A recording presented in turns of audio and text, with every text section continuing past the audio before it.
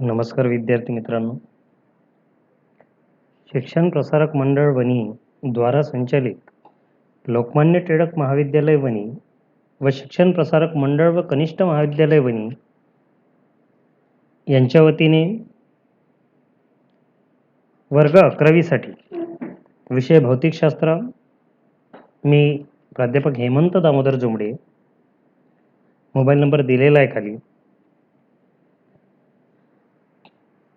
वर्ग 11वीच्या सर्व विद्यार्थ्यांचं मनपूर्वक स्वागत करतो. आमच्या कॉलेजमध्ये आपण ॲडमिशन घेतली याबद्दल धन्यवाद. सर्व विद्यार्थ्यांना पहिल्या दिवशी ज्यावेळेस आपलं कॉलेज चालू होते त्यावेळेस मी नेहमी एक प्रश्न विचारत असतो की तुम्ही सायन्सच फील्ड का निवडली? तुमच्याकडे इतर पण पर्याय होते, मग विज्ञानच का? बरेच जण पर्सेंटेज चांगले आहे म्हणून निवडली असं उत्तर येतात. काही जण सांगतात की विज्ञान हा पाया आहे, बेस आहे, ज्याच्यामुळे कुठेतरी आपल्याला पुढे जाता येईल, वेगवेगळे मार्ग मिळेल. पण विज्ञान का हा जो प्रश्न आहे त्याच्यामागे खूप सारे उत्तर आहेत. कारण आपल्या लाईफ सायन्समध्ये आपण आपली जी काही चक्र आहे, ज्याला आपण जीवनचक्र म्हणतो, ते जीवनचक्रामध्ये आपण रोजच्या रोज विज्ञानाच्या नवीन नवीन प्रयोगाचा उपयोग करत असतो आणि त्यातून आपण काहीतरी शिकत असतो. आता विज्ञान म्हटलं की तुम्ही 10वी पर्यंत विज्ञान बघितलं असेल. त्यामध्ये विज्ञान 1, विज्ञान 2 असे भाग होते. फिजिक्स, केमिस्ट्री, बायोलॉजी तिन्ही विषय एकत्र होते. वर्ग 11वी पासून मात्र ते तिन्ही विषय जे आहेत ते सेपरेट झाले. म्हणजे जेव्हा तुम्ही 11वीला आलात तेव्हा तुम्हाला आता एकूण विषय जे आहेत ते मुख्य विषय 6, ज्याच्यामध्ये इंग्लिश, मराठी कॉमन आहेत. त्याच्यानंतर फिजिक्स, केमिस्ट्री, बायोलॉजी आणि मॅथ या पर्यायी 4 विषयापैकी, म्हणजे जे विज्ञानाचे 4 विषय आहेत, या 4ही विषयाला प्रॅक्टिकल असते आणि इंग्लिश आणि मराठीला असाइनमेंट असते. आता जेव्हा आपण प्रॅक्टिकलचे विषय घेतो त्यामध्ये मॅथमॅटिक्सला जर आपण थोड्या वेळासाठी बाजूला जर ठेवला तर उरले मुख्य 3 विषय, फिजिक्स, केमिस्ट्री आणि बायोलॉजी. या तीनही विषयामध्ये आपल्या प्रॅक्टिकलला खूप महत्त्व असते. आणि महत्त्व का असते याचं कारण असं आहे, कारण आपण जेव्हा प्रॅक्टिकल करतो त्याला आपण प्रात्यक्षिक म्हणतो. प्रात्यक्षिकाद्वारे आपण प्रत्यक्ष एखादी घडलेली गोष्ट पुन्हा घडवता येते का, एखाद्याने तयार केलेला थिसिस पुन्हा आपल्याला एक्सपेरिमेंटली दाखवता येते का, या सर्व गोष्टीचं आपण संशोधन करत असतो, ज्याला आपण रिसर्च म्हणतो. तो नवीन काही मिळते का याचं आपण संशोधन करत असतो. म्हणजे विज्ञानाचा विद्यार्थी या नात्याने आपल्यामध्ये सर्वात पहिला गुण कोणता असायला पाहिजे, तर तो आपल्यामध्ये संशोधन वृत्ती असायला पाहिजे. म्हणजे प्रत्येक गोष्टीची माहिती ठेवणे, शोधण्याचा प्रयत्न करणे, संशोधन वृत्ती आवश्यक आहे, ज्याला जिज्ञासा म्हटल्या जाते.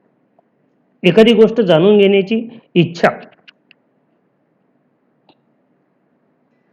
आता या सर्व विषयामध्ये माझ्याकडे फिजिक्स विषय आहेत. फिजिक्स विषयाचा आपण दैनंदिन जीवनामध्ये खूप सारा उपयोग करतो. जसं तुम्हाला स्लाईडवर दिसत असेल, हे जे दिसत आहे ते वर्ग 11वीचं नवीन आलेलं पुस्तक आहे, जे गेल्या वर्षी आलेलं आहे आणि जेमतेम तुमची दुसरी बॅच.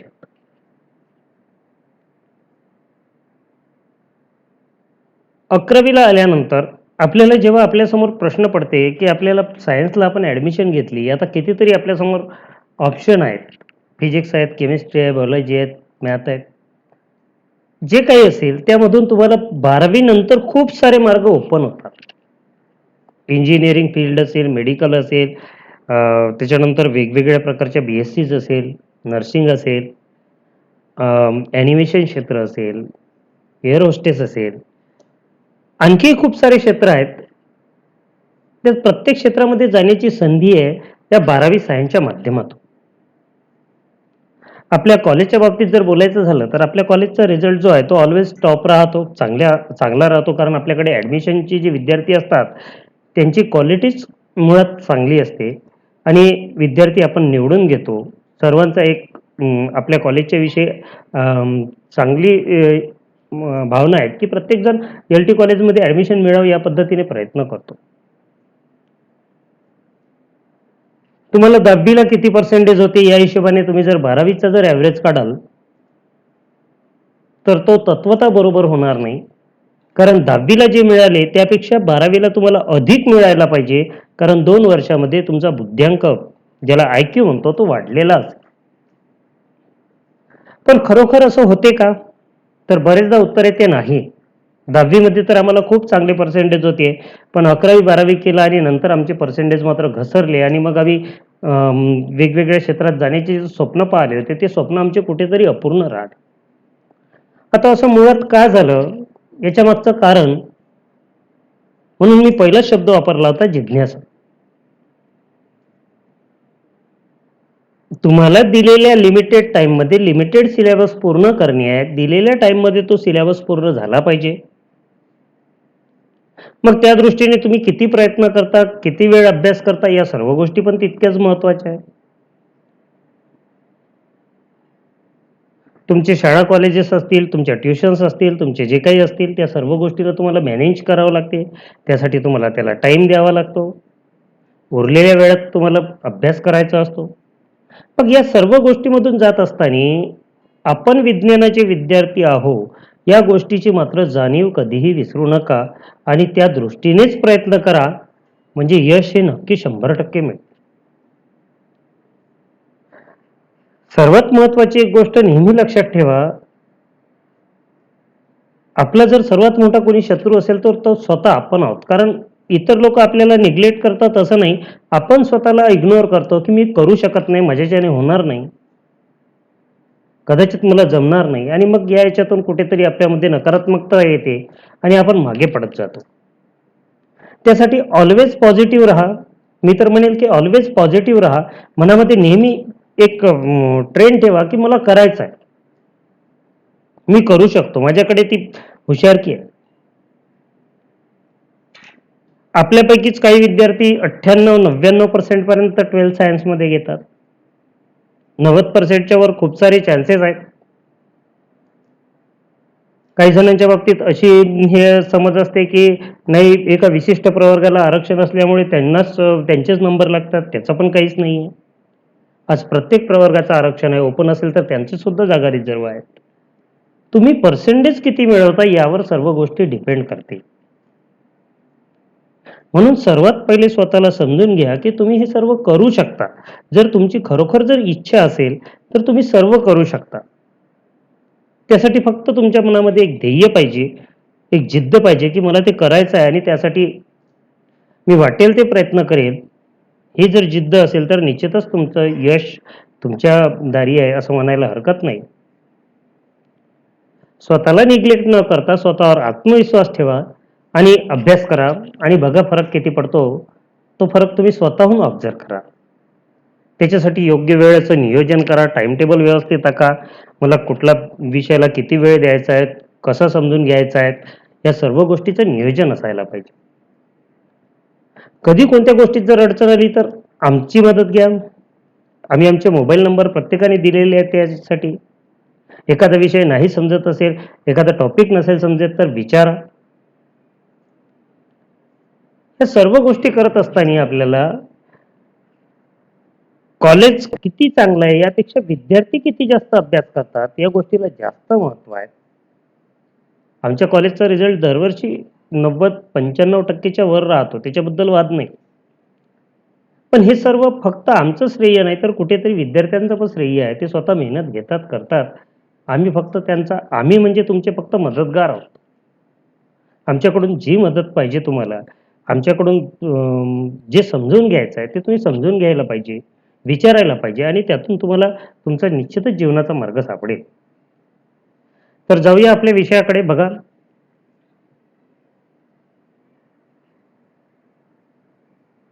आजचा आपला जो टॉपिक आहे, विषय आहे, तो आहे फिजिक्स. वर्ग 11वी.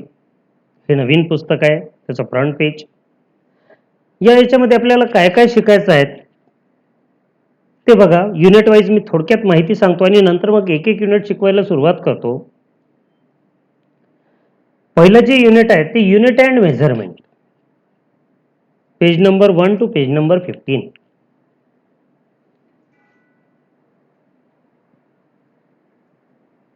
त्याच्यानंतर सेकंड युनिट आहेत मॅथमॅटिकल मेथड. आता या प्रत्येकाचा जर अर्थ सांगायला लागलो आपण थोडक्यामध्ये घेऊया.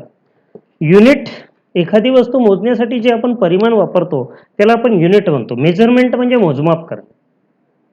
मॅथमॅटिकल मेथड, ज्याला गणितीय पद्धती म्हणतो आपण, त्या वेगवेगळ्या पद्धती दिलेल्या आहेत. स्केलर असेल, वेक्टर असेल, ते सर्वच्या सर्व या सेकंड युनिटमध्ये आले. थर्ड युनिटमध्ये आपण मोशन इन ए प्लेन, एका प्लेनमध्ये वस्तूचं ऑब्जेक्टचं मोशन कशा पद्धतीने होते ते बघणार आहोत. चौथ्या युनिटला आपण लॉज ऑफ मोशन बघणार आहोत. जसं तुम्हाला बरेचसे लॉज यापूर्वी झालेले आहेत. लॉज ऑफ मोशनमध्ये 10वी पर्यंत काही लॉज झालेले आहे. First law, second law, third law.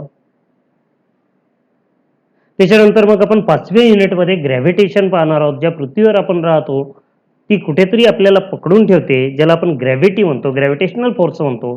प्रत्येक ग्रहाला स्वतःचा ग्रॅव्हिटेशनल फोर्स आहे. ती ग्रॅव्हिटी, त्या ग्रॅव्हिटीचे जे काही डेरिव्हेशन्स असतील ते सर्व आपण 5व्या युनिटमध्ये पाहणार.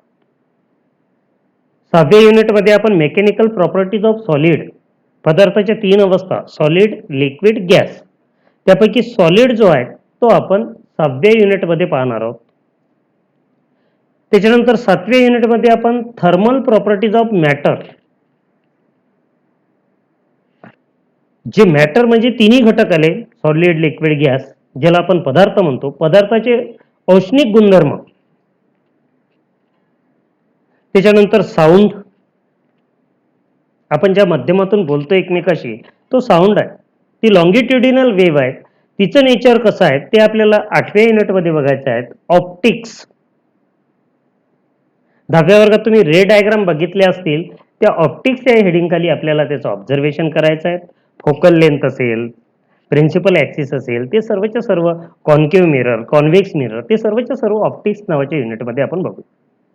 इलेक्ट्रोस्टॅटिक्स, इलेक्ट्रोस्टॅटिक्स या शब्दाचा अर्थ चार्जेस ऍट द रेस्ट. समजा तुमच्याकडे एक बॅटरी आहे, त्या बॅटरीला एक पॉझिटिव्ह पॉईंट असेल, एक निगेटिव्ह पॉईंट आहे, तो एक चार्ज आहे. आपण बरेचदा एखाद्या वस्तूला चार्जिंग कर असं म्हणतो किंवा मोबाईल चार्जिंग करतो. चार्जिंग म्हणजे काय, चार्जेस आहेत आणि ते आपण ट्रान्सफर करतो. ते आपल्याला इलेक्ट्रोस्टॅटिक्स नावाच्या युनिटमध्ये बघायचं आहे. मग त्याच्यापासून तयार होणारी फील्ड असेल, वेगवेगळे पार्ट आपण इलेक्ट्रोस्टॅटिक्समध्ये बघणार आहोत. त्याच्यानंतर electric current through a conductor, एखाद्या मेटलमधून जर इलेक्ट्रॉन जर वाहत असेल तर तो इलेक्ट्रिक करंट प्रोड्यूस, म्हणजे इलेक्ट्रिक करंट एका ठिकाणाहून दुसऱ्या ठिकाणी जातो असं आपण म्हणतो. म्हणजेच काय, motion of charges, that is electric current. तर त्या इलेक्ट्रिक करंटच्या विषय आपल्याला 11व्या युनिटमध्ये बघायचा आहे. 12वं युनिट जे आहे ते मॅग्नेटिझम म्हणून आहे. ही जनरल प्रॉपर्टी आहे. आपली अर्थ सुद्धा मॅग्नेटाइज आहे. एक नॉर्थ पोल आहे, दुसरा साऊथ पोल आहे. आपण ज्यावेळेस कंपास काढतो आणि बघतो त्यावेळेस नॉर्थ आणि साऊथ आपल्याला दिसतो. तर ही मॅग्नेटिक प्रॉपर्टी आपल्याला सर्वच्या सर्व 12th युनिटमध्ये बघायचं आहे. 13व्या युनिटमध्ये आपण इलेक्ट्रोमॅग्नेटिक वेव्हज बघणार आहोत आणि कम्युनिकेशन सिस्टीम. आता इलेक्ट्रोमॅग्नेटिक वेव्हज काय आहेत, तुम्ही सर्वजण मोबाईल वापरतात. त्या मोबाईलमध्ये येणारे तुमचे जे सिग्नल आहेत ते इलेक्ट्रोमॅग्नेटिक वेव्ह आहेत. बल्बमधून निघणारा प्रकाश इलेक्ट्रोमॅग्नेटिक वेव्हज आहेत. रेडिओपर्यंत येणारे तरंग, ज्याला रेडिओ वेव्हज म्हणतात, ते इलेक्ट्रोमॅग्नेटिक आहेत. एक्सरे इलेक्ट्रोमॅग्नेटिक वेव्हज आहेत. सूर्याचा प्रकाश इलेक्ट्रोमॅग्नेटिक वेव्हज आहेत. हे सर्वच्या सर्व इलेक्ट्रोमॅग्नेटिक वेव्हज या युनिटमध्ये बघायचे आहेत. सोबत कम्युनिकेशन सिस्टीम, आपण एकमेकाशी माध्यम साधत असताना आपण अप्रत्यक्ष बोलत जरी असलो तर त्यामध्ये कुठली तरी एक सिस्टीम काम करत असते. जसं मी तुमच्यापर्यंत आज पोहोचलो, याच्यामध्ये कुठेतरी कम्युनिकेशन सिस्टीमचा पार्ट आहे. एकमेकासोबत कम्युनिकेट करणे यासाठी लागणारी सिस्टीम कम्युनिकेशन सिस्टीम नावाच्या युनिटमध्ये आहे. 14वं आणि शेवटचं युनिट, ज्यामुळे संपूर्ण इलेक्ट्रॉनिकचं जगच बदलून गेलं, ते आहे सेमीकंडक्टर. अतिशय महत्वाचं युनिट, कारण जितके काही आज इलेक्ट्रॉनिक कॉम्पोनंट्स तयार होतात ते सेमीकंडक्टर पासून तयार होतात. त्या सेमीकंडक्टरचा अभ्यास आपल्याला 14व्या युनिटमध्ये करायचा आहे. तर जाऊया पुढे. बघा, प्रश्न विचारलाय व्हॉट इज फिजिक्स. एक छोटासा प्रश्न विचारला की फिजिक्स म्हणजे नेमकं काय. तुम्हाला काय वाटते की फिजिक्स म्हणजे काय असायला पाहिजे. काय असू शकते पॉसिबल आन्सर. पॉसिबल आन्सर काय असू शकते. फिजिक्स म्हणजे नेमकं काय असेल. येस,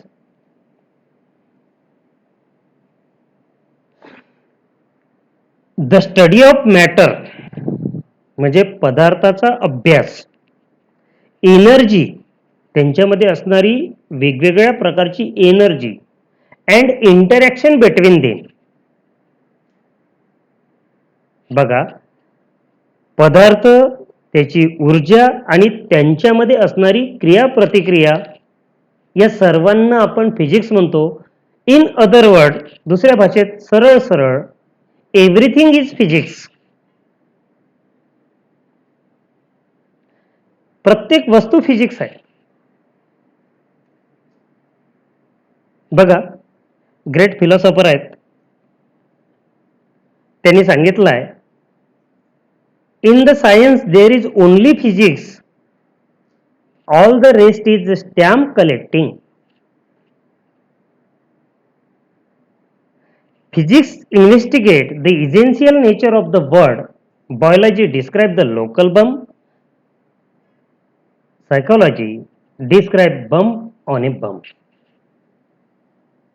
म्हणण्याचा अर्थ काय की तुम्हाला फिजिक्सचं काम प्रत्येक ठिकाणी पडणार आहे आणि त्यासाठी फिजिक्स काय आहे ते आपल्याला समजून घेण्याची गरज आहे. Physics is a study of fundamental law of nature. निसर्गाला संपूर्णपणे समजून घेण्यासाठी, फंडामेंटल लॉला समजून घेण्यासाठी फिजिक्स समजून घेण्याची गरज आहे. आणि जनरली लॉज कशाला म्हणतो आपण. Remarkably we have found that these law can be the explain in term of mathematical equation. मॅथमॅटिकच्या वेगवेगळ्या इक्वेशनच्या सहाय्याने आपण लॉज लिहित असतो. आता फिजिक्समध्ये खूप सारे सायंटिस्ट आहेत, खूप साऱ्या जणांच्या थिअरीज आहेत, पण मुख्यत्वे ज्यांना आपण गॉड ऑफ फिजिक्स म्हणू शकतो ते दोन नावं खास करून येतात. Physics has the some most famous names in the science. मग त्या दोन मध्ये कोण आहे. एक आहे अल्बर्ट आईन्स्टाईन, हे फिजिसिस्ट म्हणून ओळखले जाते, आणि दुसरा आयझॅक न्यूटन. न्यूटन आणि आईन्स्टाईन हे दोन नावं मात्र फिजिक्समध्ये खूप फेमस आहेत, ज्याने फिजिक्ससाठी संपूर्ण आपलं योगदान दिलेलं आहे. आणि कुठेतरी आज आपण ज्या लेवलला पोहोचलेलो आहोत, कम्युनिकेशनचे असेल, इतर मानव संस्कृतीचा विकास जो झाला त्यामध्ये यांचं योगदान खूप मोठं आहे. एवढंच नाही तर बाकी पण आहेत. म्हणजे याचा अर्थ असा नाही की या दोघांनीच संपूर्ण फिजिक्स तयार केलं. बाकी पण सायंटिस्ट असेल, जसं इथे गॅलिलिओ नावाचं सायंटिस्ट दिलेलं आहे, त्याने कायनेमॅटिकल इक्वेशन्स तयार केले. न्यूटन्स असेल, जो कॅल्क्युलस डायनामिक्स, क्लासिकल फिजिक्स यांच्यामध्ये विशेष प्रावीण्य आहेत. मॅक्सवेल असेल, इलेक्ट्रोडायनामिक्समध्ये विशेष प्रावीण्य आहे. Einstein theory of relativity. असे कितीतरी सायंटिस्ट आहे आपल्याकडे की ज्यांनी आपलं योगदान फिजिक्ससाठी दिलेलं आहे. In physics we have the biggest forces of all. फिजिक्समध्ये सर्वात मोठा फोर्स बघा आत्तापर्यंतचा, आपण ज्याला फोर्स म्हणतो, तो सर्वात मोठा फोर्स कुठे तर दिलेला आहे ज्यावेळेस न्यूक्लिअर वेपनचं टेस्टिंग केलं युनायटेड स्टेटने. एक डाकोटा या ठिकाणी हायड्रोजन बॉम्बचा स्फोट करून बघितला तर तो किती होता. 1,000,000 टन ऑफ TNT. बघा, आणि प्रचंड ऊर्जा निघताना आपल्याला या डायग्राम मध्ये दिसत आहे. तो आतापर्यंतचा सर्वात मोठा स्फोट होता जो डाकोटा या ठिकाणी हायड्रोजन बॉम्बचा परीक्षण केलं होतं. जसं न्यूक्लिअर वेपनचं टेस्टिंग केल्या जाते त्या ठिकाणी इथे सुद्धा चाचणी घेतली होती. 1,000,000 टन TNT जाळल्यानंतर जो फोर्स तयार होईल तो फोर्स तयार झाला होता. दुसरी डायग्राम दाखवलेली आहे, त्याच्यामध्ये मेटोर क्रिएटर म्हणून आहे ॲरिझोनाच्या ठिकाणी, आणि याची कॅपॅसिटी किती आहे, तर याची कॅपॅसिटी बघा 100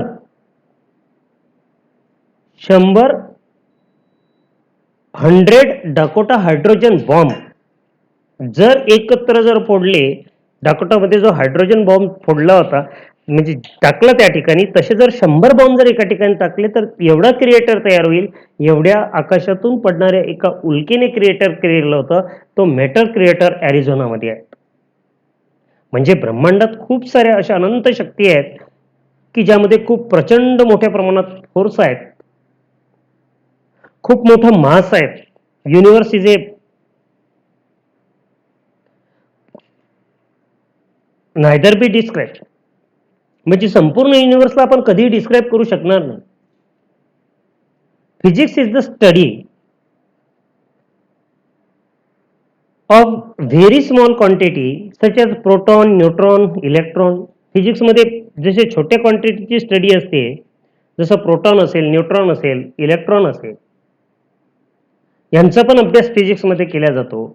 मग ते 3 प्रोटॉन, जसं आजपर्यंत आपल्याला माहित होतं की सर्वात लहान पार्टिकल काय, तर इलेक्ट्रॉन, ज्याला आपण मासलेस पार्टिकल समजत होतो.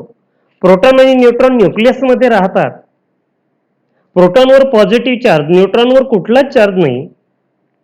पण जेव्हा 2009 मध्ये आणखी एक एक्सपेरिमेंट केल्या गेल्या, ज्याला लिनियर हेड्रॉन कोलायडर महामशीन म्हटले जाते, त्यावेळेस त्या प्रोटॉनच्या आत काय असते हे सुद्धा शोधण्यात आलं. आणि त्या ठिकाणी तुम्हाला जर डायग्राम मध्ये दिसत असेल तर डी आणि यू नावाचे 2 लेटर दिसतात. याला क्वार्क पार्टिकल म्हणतात. खाली लिहिलेलं आहे बघा, the little spring is meant to indicate that the quark inside the nucleus are held together by force call gluon exchange. मधात स्प्रिंग सारखी जागा दिसत आहे डी आणि यू मध्ये, तर तो काय आहे, तर तो ग्लुऑनचा फोर्स आहे. आणि हे जे आहेत डी आणि यू यांचं नाव क्वार्क आहे. डी फॉर डाऊन क्वार्क आणि यू फॉर अप क्वार्क. असं छोट्या छोट्या वस्तूचा सुद्धा अभ्यास फिजिक्समध्ये केला जाते. नव्हे, मोठ्यात मोठ्या वस्तूचा सुद्धा अभ्यास फिजिक्समध्येच केला जाते.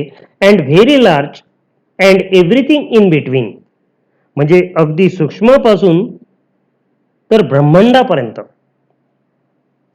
अणुरेणूपासून तर ब्रह्मांडापर्यंत संपूर्ण याचा अभ्यास फिजिक्समध्ये केला जातो. जसं इथे एक गॅलेक्सी दाखवलेली आहे, त्या गॅलेक्सीचं नाव आहे NGC 1300, जी स्पायरल गॅलेक्सी आहे. आणि तिचा डायमीटर, ॲव्हरेज डायमीटर काढलेला आहे 2 × 10⁻21 मीटर इन डायमीटर, जी आपल्यापासून कितीतरी दूर अंतरावर असेल, तिचा सुद्धा डायमीटर मोजण्यात आपण यशस्वी ठरलेलो आहोत. तर जाऊया आपल्या विषयाकडे. बघा, आपल्या याच्यातला पहिला जो टॉपिक होता तो होता युनिट अँड मेजरमेंट. मग तुम्हाला प्रश्न पडला असेल, what is unit? Which unit you are used in laboratory for measuring the length, mass, time, temperature? Which system of unit you have used? म्हणजे युनिट काय आहेत? तुम्ही लेंथ मोजण्यासाठी, मास मोजण्यासाठी, टाइम मोजण्यासाठी, टेम्परेचर मोजण्यासाठी कुठल्या युनिटचा वापर करता? आणि किती प्रकारच्या सिस्टीम आहेत ज्या तुम्हाला माहित आहे आणि त्यापैकी कोणती सिस्टीम तुम्ही वापरता, असे काही प्रश्न विचारलेले आहे. आता आपण जर आमने सामने वर्गात असतो तर हा प्रश्न मी निश्चितच तुम्हाला विचारला असता आणि याचं उत्तर पण तुमच्याकडून घेतलं असतं.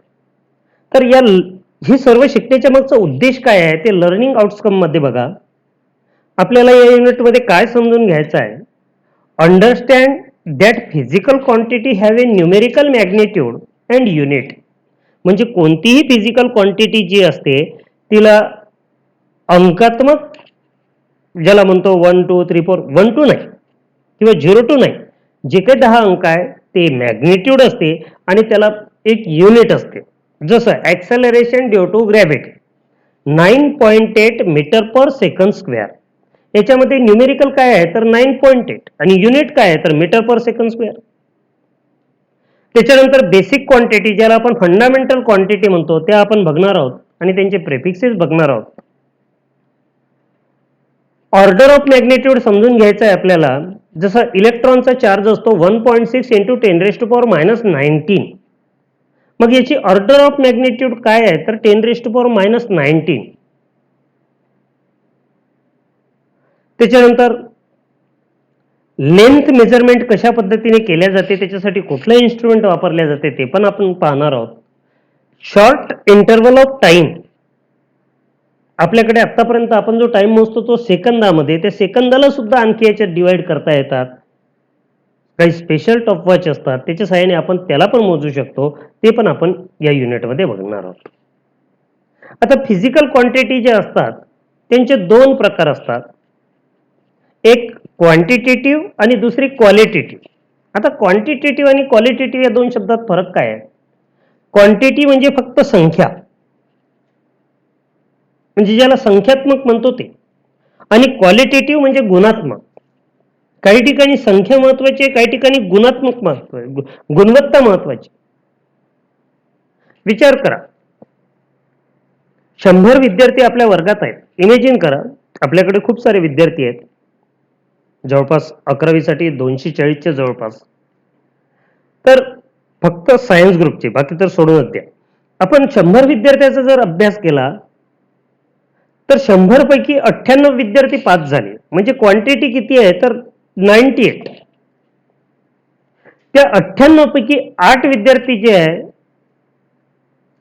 ते अबो 75% किंवा अबो 80% असेल, तर मग क्वालिटीमध्ये फक्त ते 8च जण बसतील. क्वांटिटीमध्ये सर्वजण आहे, पण क्वालिटीमध्ये फक्त 8 जण आहे. म्हणून क्वांटिटी आणि क्वालिटी या दोन्ही गोष्टीला महत्व आहे. बघा कशा पद्धतीने. Most observation in physics are quantitative. फिजिक्समध्ये घेतल्या जाणारे बरेचसे ऑब्झर्वेशन जे आहे ते क्वांटिटेटिव्ह घेतल्या जाते.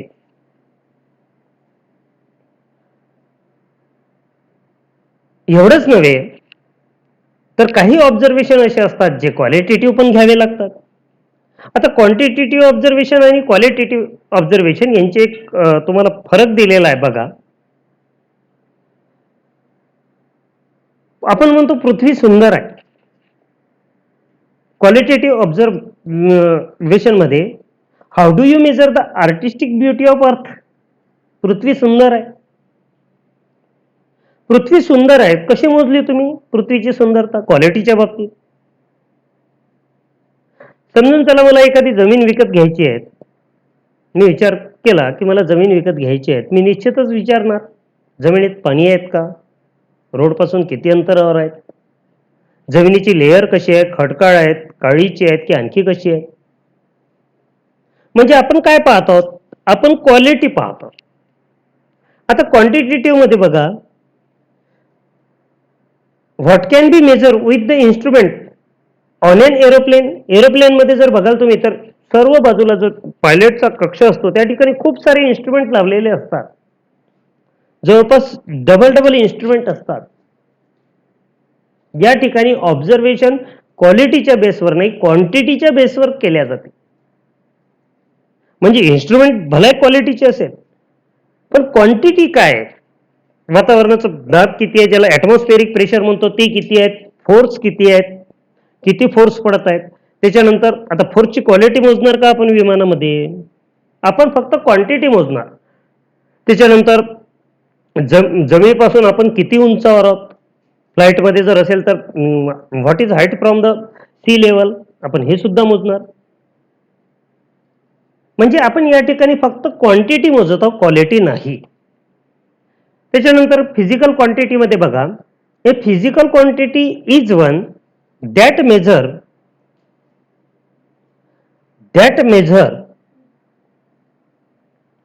And consist of magnitude and unit. म्हणजे ज्याला मॅग्निट्यूड आणि युनिट आहे त्याला आपण फिजिकल क्वांटिटी म्हणतो. जसं पहिल्या याच्यात तुम्हाला दिसत आहे 70 किलोमीटर प्रति तास. आपण बरेचदा बाईक चालवतो, मोटरसायकल चालवतो आणि त्यावेळेस आपण म्हणतो की माझी गाडी 70च्या स्पीडने होती.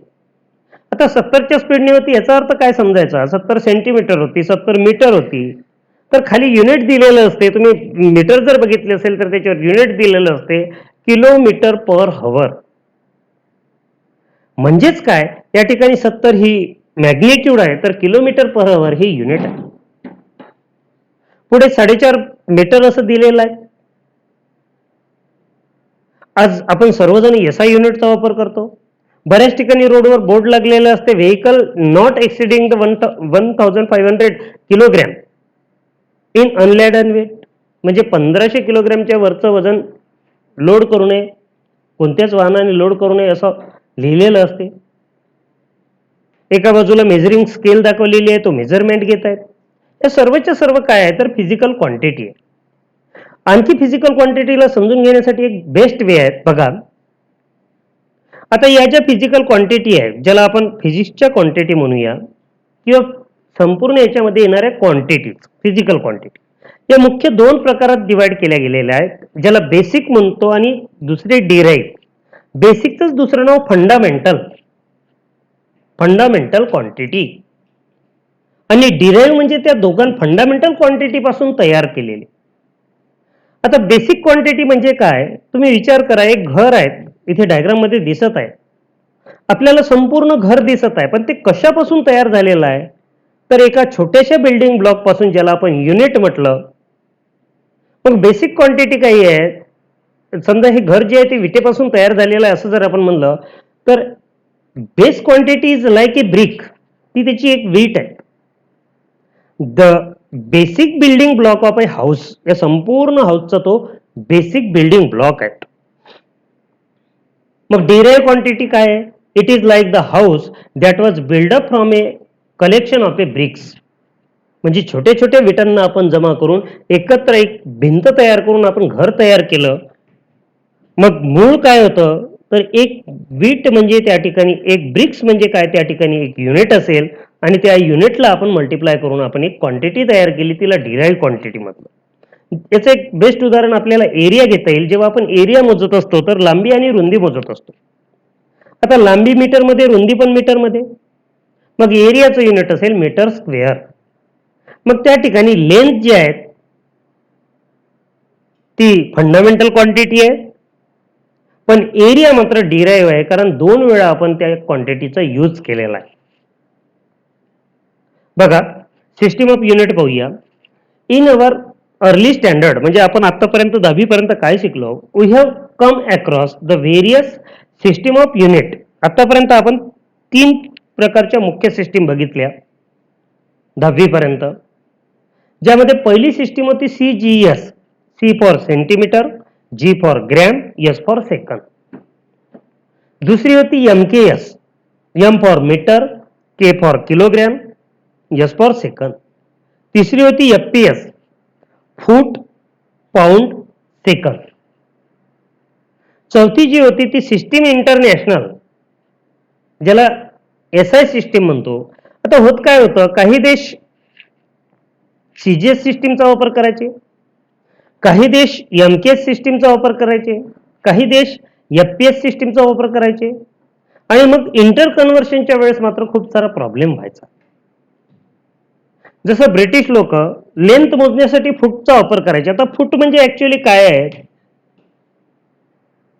इंग्लंडचा जो राजा होता त्याचा 1 पाऊल म्हणजे 1 फूट असं म्हटलं जाते, ज्याला आपण 12 इंच म्हणतो. बघा किती उंच असेल, तुम्ही विचार करू शकता. 1 फूट म्हणजे त्याचा राजाच्या पायाने जमीन मोजल्या जायची, आणि त्यावरून परिमाण पडलं फूट, जो 12 इंचाचा एक पाय. आपल्याला किती नंबरचा चप्पल किंवा जोडा लागते यावरून आपण इमॅजिन करू शकता की राजाला 12 नंबरचा जवळपास जोडा लागत असेल. पाऊंड, आजही जन्मलेल्या लहान बाळाचं वजन आपण पाऊंड मध्ये करतो. म्हणजे म्हणण्याचा अर्थ काय आहे की प्रत्येक देशामध्ये वेगवेगळी सिस्टीम वापरली जायची, आणि ज्यामुळे इंटर कन्व्हर्शनच्या वेळेस गोंधळ व्हायचा. दुसरं एक उदाहरण घ्यायचं झालं तर एकाच वस्तूला किती नावं असू शकतात बघा. आपल्या मराठीमध्ये आपण ज्याला कोहळं म्हणतो त्याला काही लोक भोपळा म्हणतात, हिंदीमध्ये त्याला कद्दू म्हणतात, इंग्लिशमध्ये त्याला पंपकिन म्हणतात. प्रत्येक भाषेमध्ये वेगवेगळं नाव. त्याचं लॅटिन नाव आहे बेनिन कासा हिस्पिडा. काय नाव आहे? बेनिन कासा हिस्पिडा. आता आपल्याकडे जर एखादं समजून चला लॅटिन रोमन पैकी कोणी आलं आणि विचारलं बेनिन कासा हिस्पिडा द्या, तर काय देणार त्याला? म्हणून मग एक सर्व मिळून एक सिस्टीम तयार करण्यात आली की जी संपूर्ण जगाला मान्य असेल आणि तिचं नाव ठेवलं system international. The first 3 system नेमली सीजीएस, एमकेएस, एफपीएस वेर यूज एक्सटेन्सिव्हली टिल रिसेंटली, आतापर्यंत वापरण्यात येत होती. In 1971 14th International General Conference on the Weight and Measure recommends the use of International System of Units. This International System of Unit is called the SI System. म्हणजे 1971 मध्ये झालेल्या 14व्या कॉन्फरन्समध्ये एक common system ठरवण्यात आली जी सर्व देशांना लागू असेल, सर्वांच्या हिताची असेल. या पद्धतीने एक कॉमन सिस्टीम ठरवली जिला सिस्टीम इंटरनॅशनल म्हटलं. आता या एसआय सिस्टीमचं वैशिष्ट्य काय आहे, तर ती डेसिमल सिस्टीमचा उपयोग करते. जसं आपल्याकडे बायनरी सिस्टीम आहे, डेसिमल सिस्टीम आहे, हेक्साडेसिमल सिस्टीम आहे. त्यातल्या डेसिमल सिस्टीमचा तो उपयोग करते आणि ही सिस्टीम वापरण्यास अतिशय सोपी आहे. आता डेसिमल सिस्टीमचा अर्थ काय, तर एकूण 10 अंक 0 ते 9, 0 पासून 9 पर्यंतचे अंक, त्याला आपण डेसिमल सिस्टीम म्हणत असतो. त्याच्यानंतर आपला मेन टॉपिक जो आहे, ज्यावर आपला जास्त जोर असायला पाहिजे, कारण हा बेस आहे या संपूर्ण फिजिक्सचा, तो fundamental quantity and unit. The physical quantity which do not depend on any other physical quantity for their measurement. Definition बघा काय सांगत आहेत. The physical quantity which do not depend on any other physical quantity for their measurement are known as fundamental quantity. म्हणजे अशी quantity जिचं मोजमाप करण्यासाठी दुसऱ्या क्वांटिटीची मदत घ्यावी लागत नाही, ती क्वांटिटी फंडामेंटल क्वांटिटी म्हणून ओळखल्या जाते. आणि एकूण 7 प्रकारच्या फंडामेंटल क्वांटिटी आहे. मग फंडामेंटल युनिट म्हणजे काय, तर फंडामेंटल क्वांटिटीला मोजण्यासाठी जी युनिट वापरल्या जाते त्याला फंडामेंटल युनिट म्हणतात. The unit use to measure the fundamental quantity. बघा अतिशय सिंपल डेफिनेशन आहे दोन्ही. The unit use to measure the fundamental quantity called fundamental unit. परत एकदा दोन्ही डेफिनेशन लक्षात घ्या. The physical quantity which do not depend on any other physical quantity is called fundamental quantity and the unit used for measurement of fundamental quantity is called fundamental unit. आता अशा कोणत्या quantity आहेत ते इथे दिलेले आहे बघा, ज्या इंटरनॅशनल सिस्टीमने ठरवलेल्या आहेत. पहिली क्वांटिटी आहे लेंथ, लांबी, ज्याचं युनिट आहे मीटर आणि सिम्बॉल आहे एम, स्मॉल एम. आता मला सांगा, 2 जागेतलं अंतर मोजायचं आहे, लेंथ मोजायची आहे सिंपली. लेंथ मोजत असताना आपल्याला मास पाहण्याची गरज आहेत का, टाइम पाहण्याची गरज आहेत का, किंवा ते बदलणार आहेत का टाइम नुसार? इलेक्ट्रिक करंट मोजण्याची गरज आहेत का, टेम्परेचर मोजण्याची गरज आहेत का, अमाऊंट ऑफ सबस्टन्स मोजण्याची गरज आहेत का, ल्युमिनस इंटेन्सिटी मोजण्याची गरज आहेत का? मुळीच नाही. म्हणजे लेंथ फक्त आणि फक्त स्वतःवर डिपेंड करते, म्हणून ती फंडामेंटल क्वांटिटी आहे. याला म्हणतो आपण बेसिक क्वांटिटी. मास किलोग्रॅम, त्याचं स्टँडर्ड युनिट डिनोट केले जाते केजी या सिम्बॉलने. आता मास, एखाद्या वस्तूचं मास मोजत असताना समजा 1 किलोचं वजन आणलं मी आणि त्याला इलेक्ट्रॉनिक बॅलन्सवर ठेवलं, मला त्या वजनाची लांबी मोजण्याची गरज नाही, टाइम पाहण्याची गरज नाही, सकाळी मोजलं, दुपारी मोजलं की संध्याकाळी मोजलं, इलेक्ट्रिक करंट पाहण्याची गरज नाही, टेम्परेचर पाहण्याची गरज नाही. याचा अर्थ काय, तो फक्त स्वतःवर आणि स्वतःवर डिपेंड करतो, तो मास. म्हणजे म्हणण्याचा अर्थ बेसिक क्वांटिटी, ज्याला फंडामेंटल क्वांटिटी म्हणतो.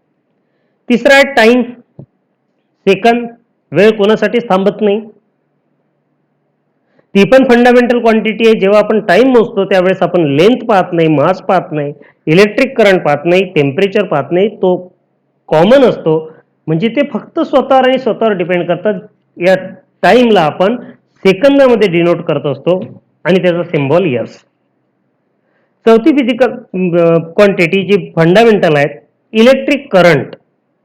आता इलेक्ट्रिक करंटला मोजताना आपण एम्पियर मध्ये इलेक्ट्रिक करंट मोजतो, ज्याला डिनोट केल्या जाते एच्या साह्याने.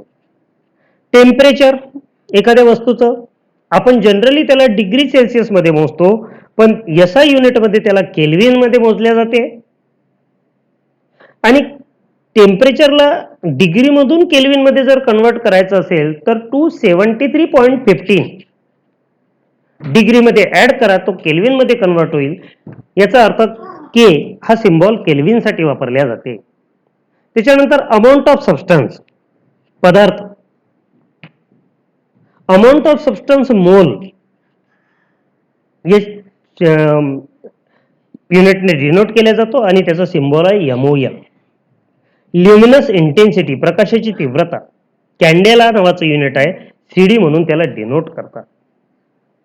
त्याच्यानंतर पुढे बघा, डिराइव्ह क्वांटिटी दिलेल्या आहेत काही आणि त्यांची युनिट दिलेले आहे. In physics we come across a large number of quantity like speed, momentum, distance, conductivity.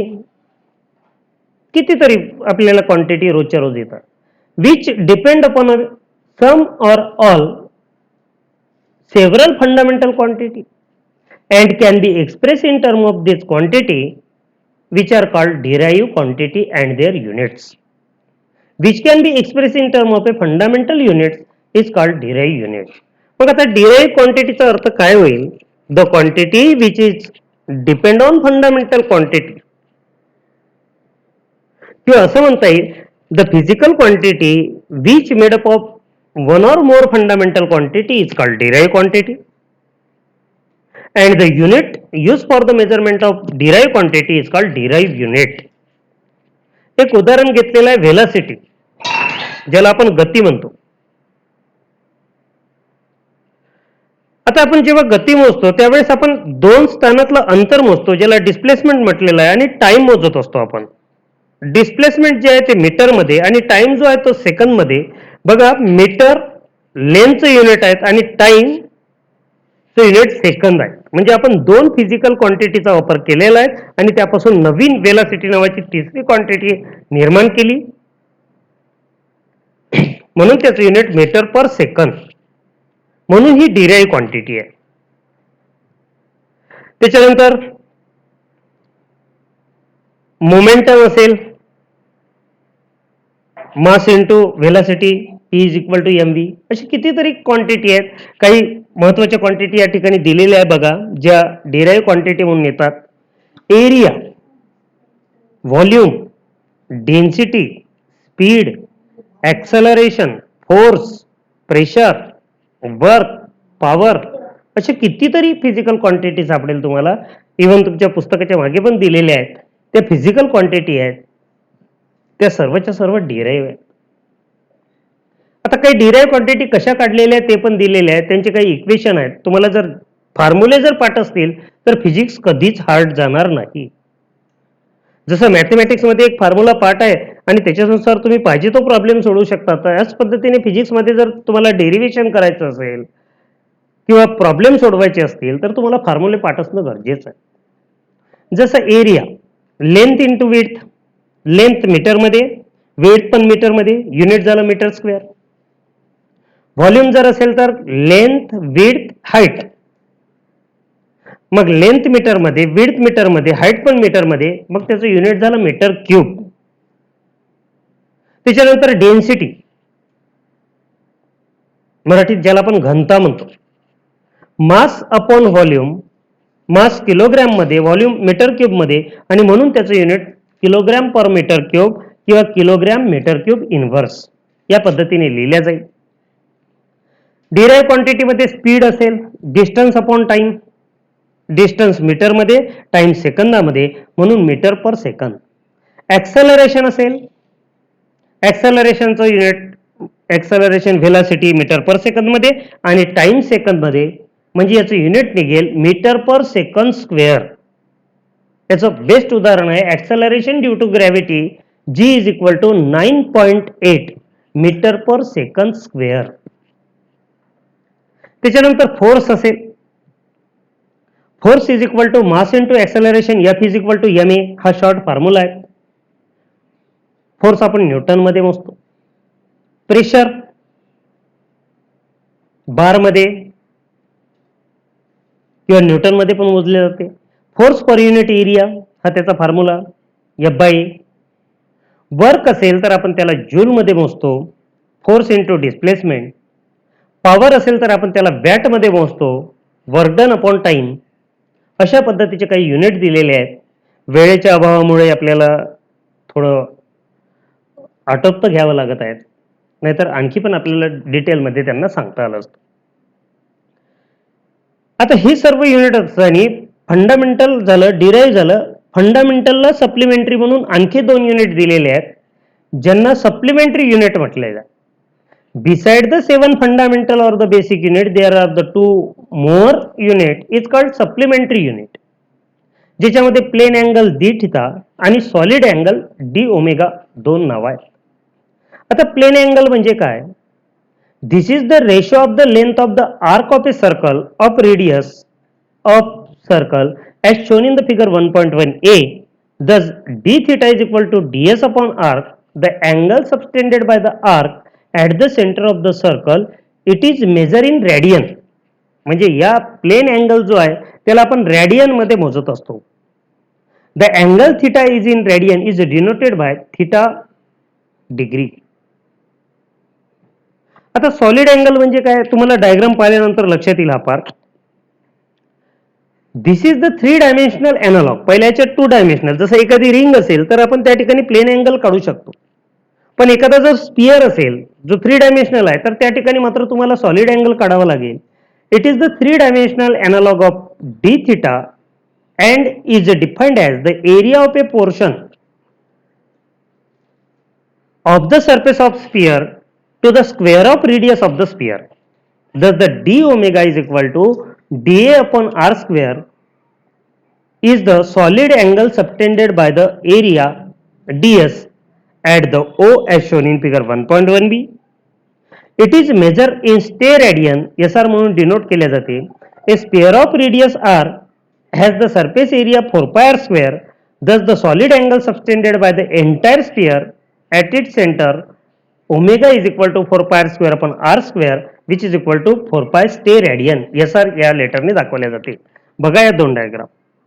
एक स्पियर आहे ज्याचा छोटासा भाग घेतला, ज्याचा आर्क घेतला ए बी, त्याला डीएस म्हटलं. मग ओ टू ए आणि ओ टू बी यांच्यामध्ये जो अँगल तयार झाला तो डी थिटा आणि आर ही रेडियस असेल सर्कलची, तर मग सॉलिड अँगल डी थिटा कसा काढलेला आहे बघा. D theta is equal to DS upon R, arc length divided by radius, ज्याला आपण प्लेन अँगल म्हणतो. दुसऱ्याचे सॉलिड अँगल बघा.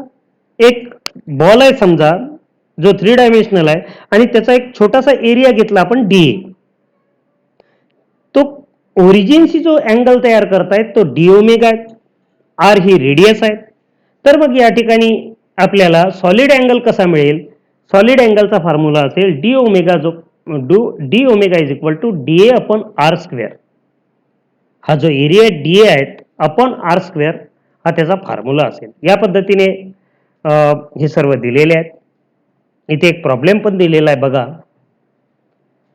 What is the solid angle subtended by the moon at any point of the earth given the diameter of the moon is 3474 kilometer and its distance from the earth 3.84 into 10 raised to power 8 kilometer.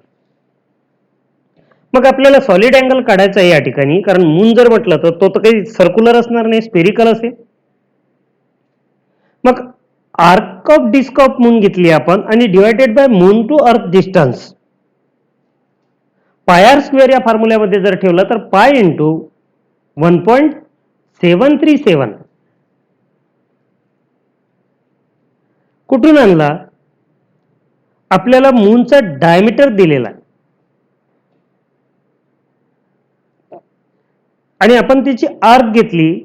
समजा जर त्याच्या अर्ध केलं, त्याला kilometre मध्ये convert केलं तर 1.737 into 10 raise to power 3 चा स्क्वेअर अपॉन 3.84 इंटू 10⁵ चा रेडियसचा स्क्वेअर. रेडियस म्हणजे पृथ्वीपासून चंद्रापर्यंतचं अंतर. आणि टोटल किती आलेलं आहे तर 2.045 इंटू 10⁻⁵ ते रेडियन. सोबतच काही महत्वाचे रिलेशन दिलेले आहेत. The relation between the radian and degree that is pi radian is equal to pi degree is equal to पायची व्हॅल्यू 180 डिग्री. सर्वांनाच माहित आहे. 1 रेडियन म्हणजे किती तर 180 बाय पाय म्हणजेच 180 अपॉन 3.1415. आता मात्र सायंटिफिक नोटेशन मध्ये त्याला 3.142 एवढं डिनोट केलं तरी चालते. आणि तो किती निघतो तर 1 रेडियन म्हणजे 57.297 डिग्री. मग यावरून 1 डिग्री म्हणजे किती तर पाय बाय 80. पायची व्हॅल्यू 3.1415 अपॉन 180 तर ती व्हॅल्यू निघेल 1.745 इंटू 10⁻² रेडियन. त्याच्यानंतर मग डिग्रीचं मिनिटामध्ये कन्व्हर्शन केलं तर 1 डिग्री बरोबर 60 मिनिट. मग 1 मिनिट म्हणजे किती तर 2.91 इंटू 10⁻⁴ रेडियन. या पद्धतीने काही कन्व्हर्शन फॅक्टर दिलेले आहेत जे महत्वाचे आहेत. तर आपल्या सर्वांना जसं की समजलं असेल, फिजिक्स हा समजून घेण्याचा सब्जेक्ट आहे. या ठिकाणी तुमचा बेसिक पार्ट जो आहे तो खूप महत्वाचा आहे. हे जितके चांगल्या पद्धतीने तुम्ही तयार कराल तितकी जास्त मदत तुम्हाला मिळेल समोरच्या अभ्यासक्रमामध्ये. म्हणण्याचा अर्थ काय तुमचा बेस जितका मजबूत असेल बिल्डिंग तितकी मजबूत तयार होईल. ज्याला आपण पाया म्हणतो. एखादं घर बांधायचं आहे पाया जितका मजबूत असेल तितकी बिल्डिंग मजबूत असेल. त्या दृष्टीने माझं सर्व विद्यार्थ्यांना सांगणं असेल की तुम्ही चांगल्यात चांगल्या पद्धतीने अभ्यास करून चांगले पर्सेंटेज मिळवावे. पर्सेंटेज फक्त कागदावरचे असता कामा नये तर ते आपल्याला समजलं असलं पाहिजे. त्याचं अनुकरण आपल्याला करता यायला पाहिजे. जे काही आपण शिकलो आहे त्याचं युटिलायझेशन जीवनात करता यायला पाहिजे. तेच खरं शिक्षण. या व्यतिरिक्त आता तुम्ही सर्वजण नवीन आहात. कॉलेजमध्ये सुद्धा तुमचं बऱ्याच जणांचं अजूनपर्यंत ऍडमिशन नंतर येणं झालं नसेल. बऱ्याच जणांना काही माहिती विचारायची असेल. आपला ग्रुप तयार झाला पण बऱ्याच जणांना संकोच वाटते की ग्रुपवर कसं काय विचारू. मग किंवा माझा आत्ताच जो शिकवलेला टॉपिक असेल यामध्ये पण काही प्रश्न असतील. मग असे जे काही प्रश्न आहेत ते मनामध्ये ठेवू नका. कारण जोपर्यंत तुम्ही बोलणार नाही तोपर्यंत आम्हाला पण समजणार नाही की नेमकं तुमच्या मनात काय अपेक्षित आहे किंवा तुम्हाला आमच्याकडून काय अपेक्षित आहे. तुम्हाला जी वाटते, योग्य वाटते, अयोग्य वाटते, तुम्हाला आवडला माझा व्हिडिओ, नाही आवडला, जे काही असेल ते स्पष्ट सांगा. तर आजच्यासाठी मी इथेच थांबत आहोत. परत एकदा सांगतो मी हेमंत दामोदर जुमडे. MSc BEd फिजिक्समध्ये पण केलेलं आहे. MSc BEd केमिस्ट्रीमध्ये पण केलेलं आहे. मागील 14 वर्षापासून शिक्षणाचा अनुभव आहे मला. आता सध्या फिजिक्स डिपार्टमेंटसाठी लोकमान्य टिळक महाविद्यालय वणीमध्ये मी काम करत आहोत. मी माझा खाली मोबाईल नंबर पण दिलेला आहे. तो सर्वांनी नोट करून घ्या. आणि जर कुणाला जर काही अडचण असेल, काही विचारायचं असेल, मग तुमच्या क्लासेस विषयी असेल किंवा इतर कोणत्या गोष्टीविषयी असेल तर निश्चित या नंबरवर कॉल करा. किंवा या टॉपिकपैकी एखादा टॉपिक समजला नसेल तर निश्चित कॉल करा, व्हॉट्सअप करू शकता आणि मला विचारू शकता. धन्यवाद. आजच्यासाठी आपण इथेच थांबूया. सर्वांचे परत एकदा आभार. आणि पुढच्या पिरियडमध्ये आपण याच युनिटचा राहिलेला पार्ट पाहणार आहोत.